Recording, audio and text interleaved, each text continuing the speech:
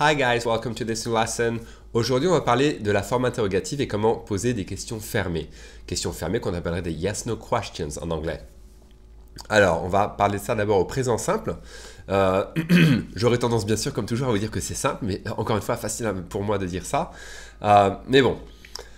Alors, on a un auxiliaire, le verbe do, qui est à l'origine du verbe faire, dont on va servir simplement pour poser des questions. Donc, ce verbe faire ne va pas vouloir dire faire, mais on va le mettre là, en anglais, rien que pour poser des questions au présent simple. Donc, regardez comment ça marche. Donc voilà la formule magique. Pour poser une question au présent simple, vous allez commencer par mettre l'auxiliaire do, suivi du sujet et du verbe. D'accord? Do, sujet, verbe. C'est la formule magique. Si c'est la troisième personne du singulier, il ou elle, ou it pour les choses, on va mettre does, d'accord? Parce que souvenez-vous, au singulier, à la troisième personne du singulier, on met un S à la fin du verbe. Mais ce S, on va le prendre au verbe, on va le mettre au bout de do. Et comme on ne peut pas mettre does, D-O-S, parce que c'est moche, on met un petit E parce que c'est plus joli. Et on va dire does, et le S, donc on l'enlève du verbe. Donc on ne l'aura pas à la fin du verbe, à la forme interrogative. Le S du verbe part ici dans l'auxiliaire. Does, sujet et verbe. Par exemple, est-ce que tu connais Michael? Do you know Michael? Et on peut dire que do, c'est l'équivalent de est-ce que en français quand on pose une question, d'accord? Do you know Michael? Do you know Michael? Tu connais? Est-ce que tu connais Michael? Et voilà à la forme interrogative. Troisième personne singulier. Est-ce qu'elle connaît Michael? Does she know Michael? Does she know? Donc vous voyez, elle connaît Michael, c'est she knows Michael. On mettrait un S à la fin. Et quand je pose la question, on prend le S qu'on avait mis à la fin et on le met dans l'auxiliaire avoir. Et donc on dit does. Does she know Michael? Does she know Michael? Does she know Michael? Autre exemple. Est-ce que tu aimes la glace à la vanille? Ça serait do you like vanilla ice cream?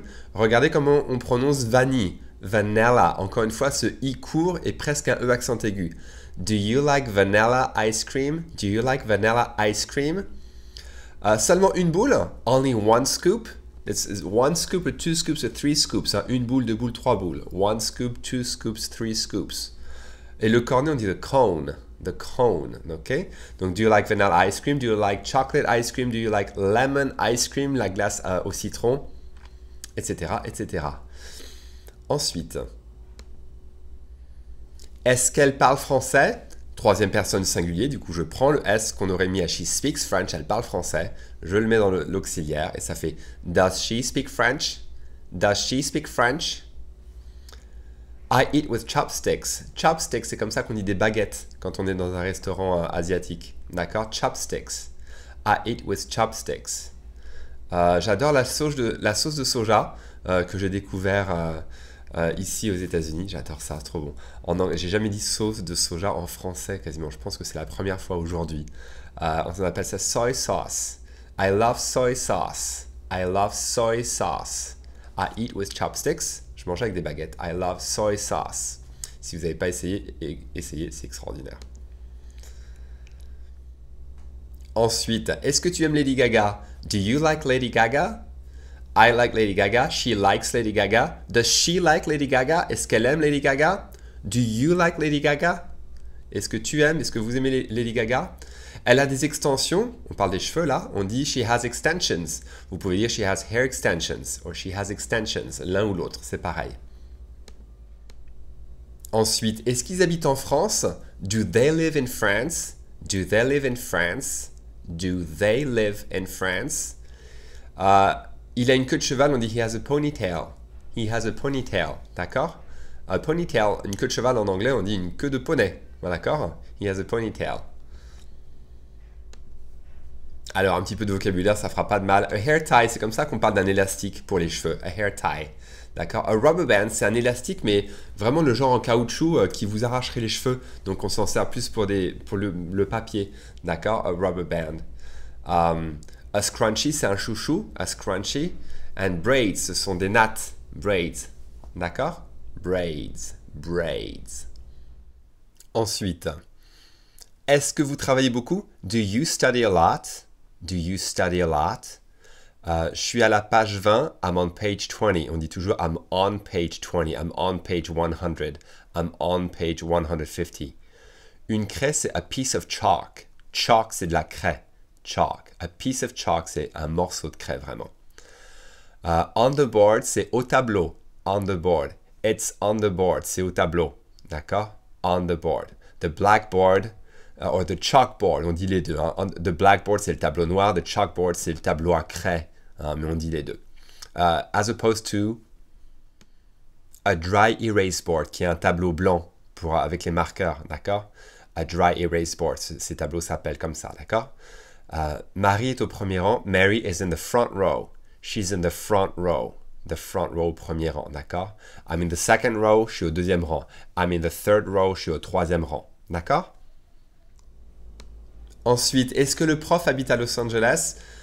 C'est la troisième personne du singulier, donc does the teacher live in Los Angeles? Does the teacher live in Los Angeles? Troisième personne du singulier, donc j'ai enlevé le S du verbe et je l'ai mis dans l'auxiliaire do.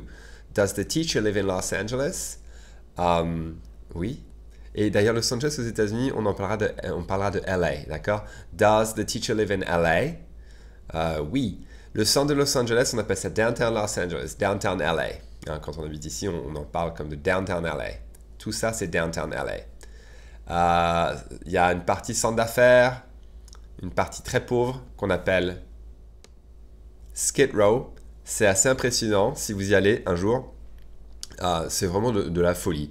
C'est d'une pauvreté extrême. Partout, des SDF, partout dans les rues, dans tous les sens. Et c'est un peu un endroit où ils sont regroupés et on est censé s'occuper d'eux. Mais comme c'est très dangereux, il y en a pas mal qui n'aiment pas aller là-bas. Ce que je peux comprendre, il y a beaucoup de drogue, il y a de la violence. Donc voilà. Quelque chose de très bon à connaître, the DMV. The DMV, c'est the Department of Motor Vehicles. The Department of Motor Vehicles. Donc DMV, those three letters, ces trois lettres, those three letters stand for Department of Motor Vehicles, d'accord? Department of Motor Vehicles. Department of Motor Vehicles. On aime tous autant y aller aux États-Unis que vous, en France, vous aimeriez aller à... Comment ça s'appelle? À la sous-préfecture. Ouh, voilà, vous devez prendre un numéro et attendre toute la journée. C'est pareil au DMV. Quand vous devez refaire votre permis, en principe, vous pouvez le faire en ligne ou par courrier. Mais si pour quelconque raison, vous devez aller au DMV, c'est un cauchemar. Il faut prendre rendez-vous à l'avance sur Internet. Si vous vous pointez comme ça, il faut y aller très très tôt et vous pouvez rester toute la journée. Ensuite, avant que j'oublie, il faut savoir que Department of Motor Vehicle, c'est le nom qu'on donne en Californie, mais que dans d'autres États, ils ont des noms légèrement différents. D'accord? Ensuite, est-ce que les chiens jouent au tennis? Do dogs play tennis? Do dogs play tennis? Je suis concentré, mais il est concentré. I'm focused. Ok, prononcez bien ce mot, il est très utile. Concentré, on l'utilise pas mal. Prononcez-le bien, sinon vous allez jurer et dire quelque chose de terrible. Alors, écoutez bien. Le O, c'est la clé de ce mot. Si vous le prononcez mal, vous allez dire quelque chose de très mal. D'accord? Oh, entraînez-vous. Oh, focused, focused, focused. Pas fa. Là, ça va pas aller du tout. D'accord? I'm focused, I'm focused. Je suis concentré. Et le mot qui existe, c'est concentrated. Concentrated, ce mot existe. Généralement, on en parle pour du jus ou des liquides qui sont concentrés, d'accord? Concentrated juice, for instance, d'accord? Et on a déjà vu, je crois, mais pour dire fetch, go fetch, c'est va chercher. Pour un chien, généralement, si quelqu'un vous dit ça, c'est pas bon signe. Fetch ou go fetch, d'accord? Pour un être humain, on pourrait dire... Si vous parlez à un enfant, par exemple, vous pourriez dire qui va vous lancer une balle, vous dites allez, va la chercher. Vous dites go get it, d'accord? Va la chercher. Et là, c'est vraiment va chercher. Pour un chien, go fetch. Fetch, c'est vraiment un mot pour les chiens. Ok, maintenant, question avec le présent continu. Au présent continu, on va simplement faire l'inversion entre le verbe être et le sujet. Et la forme du verbe avec ing vient après, d'accord? On inverse sujet-verbe avec le verbe être et c'est suivi du verbe avec la forme de ing à la fin, d'accord? Exemple. Elle pleure, dans le sens de est-ce qu'elle est en train de pleurer? Is she crying? Is she crying? Peut-être qu'elle est dépressive. Maybe she's depressed. Depressed. Depressed. Maybe she's depressed. Elle a le cafard. On dirait she's feeling blue. Présent continu du verbe to feel, sentir ou se sentir. She's feeling blue, elle a le cafard. She's got the blues, elle a le blues. She's got the blues, on peut dire. Elle verse une larme, le verbe verser pour une larme, c'est to shed. She's shedding a tear. She's shedding a tear. She's shedding a tear. A tear, c'est une larme. Vous vous souvenez de la chanson d'Eric Clapton, Tears in Heaven? Les larmes au paradis. Et le verbe to shed, c'est aussi perdre. Et donc on dirait mon chat perd ses poils, on dirait my cat sheds. On n'a pas besoin de dire les poils, on dit juste my cat sheds. C'est mon chat perd ses poils. On dit aussi d'un serpent quand il perd sa peau, on dit the snake sheds its skin. D'accord? Voilà, c'est utile pour les chats surtout. Et les chiens, mais on a moins ce problème avec les chiens quand même. Ok, petit exercice maintenant, on va voir si vous vous souvenez un petit peu de ce qu'on a dit. Et on va travailler le vocabulaire en même temps. Alors, faites pause sur la vidéo à chaque fois. Je vous laisse à peu près 5 secondes et essayez de trouver la réponse pour les mots manquants.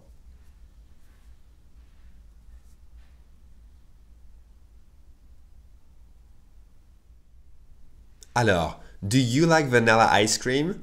On met l'auxiliaire do pour poser une question. Do you like vanilla ice cream? Est-ce que tu aimes la glace à la vanille? Seulement une boule, on dirait only one scoop. Only one scoop? Seulement une boule? Only one scoop? Et souvenez-vous, you're so cheap. Tu es tellement radin. You're so cheap. You're so cheap. Tu es tellement radin. D'accord? Ensuite, est-ce qu'elle parle français? Comment vous diriez ça? I eat with. Comment vous diriez des baguettes? Comme ça, des baguettes.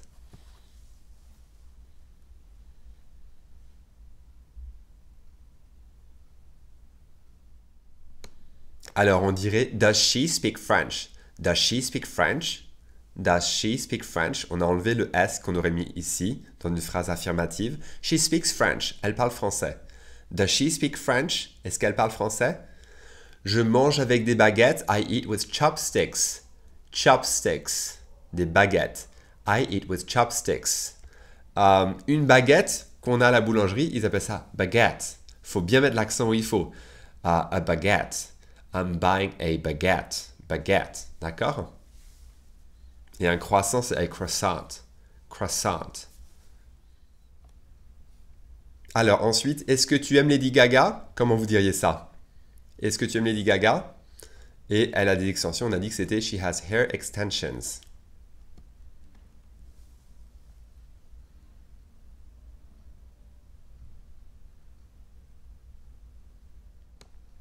On dirait do you like Lady Gaga? Do you like Lady Gaga? D'accord? Do you like Lady Gaga? Does she like Lady Gaga? Est-ce qu'elle aime Lady Gaga? Ensuite, est-ce qu'ils habitent en France? Comment vous diriez ça? Est-ce qu'ils habitent en France? Et il a une queue de cheval. Et si vous vous souvenez, comment vous dites des nattes?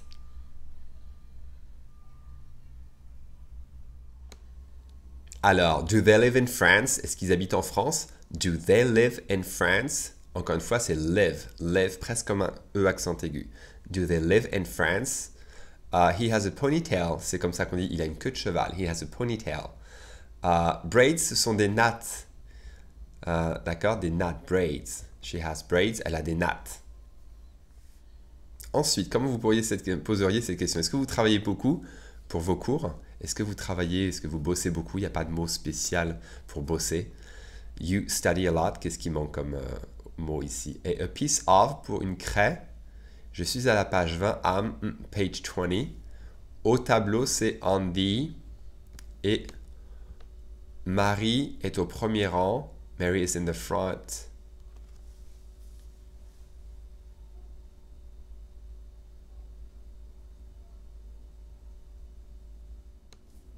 Alors, est-ce que vous travaillez beaucoup? Do you study a lot? Do you study a lot? Do you study a lot? Do you study a lot? Une craie, c'est a piece of chalk. A piece of chalk. Chalk, c'est de la craie. Je suis à la page 20. I'm on page 20. I'm on page 20. D'accord? Le T disparaît quasiment. I'm on page 20. Au tableau, et encore une fois, c'est la prononciation américaine. En anglais, dirait I'm on page 20. D'accord? Au tableau, on the board. On the board. Marie est au premier rang. Mary is in the front row. Mary is in the front row. A row, c'est un rang. D'accord? Et là, je vais vous apprendre quelque chose qui va sembler peut-être être un détail, mais en fait est très très important. Beaucoup de gens apprennent l'anglais à l'école et n'arrivent pas à comprendre ces anglophones parce qu'ils ne sont pas habitués à la manière dont ils avalent les mots de la même manière que nous on le fait en français. Et on n'en a même pas conscience. On n'en est pas conscient. Mais que vous sachiez, on emploie toujours do you, do this and that, okay, pour poser une question. Sachez que les anglophones, en tout cas les Américains, les Canadiens, vont avaler et mélanger les do you et ça se transformer en do quand ils vont parler vite, d'accord? Donc ils pourraient dire par exemple, do you study a lot? Do you study a lot? Pour dire do you study a lot, d'accord? En fait, vous entendez beaucoup ça. Do you study a lot? Et pareil, si vous voulez passer pour un anglophone de langue maternelle, balancez ça comme ça. Do you study a lot? Do you know your neighbor's name? Do you know how to get there? Est-ce que tu sais aller là-bas? Et c'est do. D'accord? Et c'est vraiment, est-ce que vous savez? Est-ce que tu sais? D'accord? Ça se prononce comme Jew qui est juif. D'accord? Ça se prononce de la même manière. Jew. Do you know how to do this? Do you know how to do that? Do you study a lot? Est-ce que tu travailles beaucoup? D'accord? Ensuite, est-ce que le prof habite à Los Angeles? Comment vous diriez ça?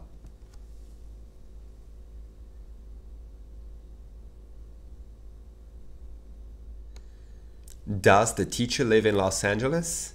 Does the teacher live in Los Angeles? Et je vous ai déjà dit, les Américains vont appeler ça LA, ou les anglophones en tout cas.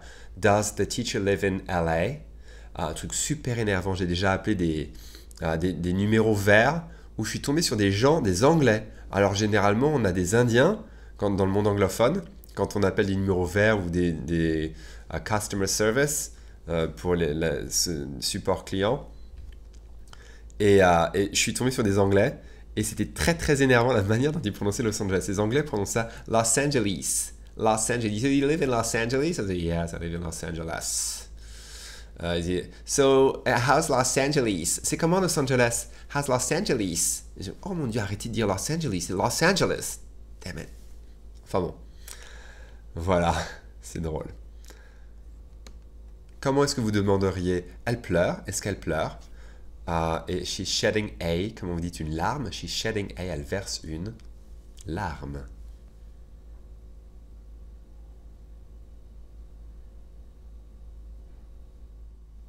Elle pleure, ça serait is she crying?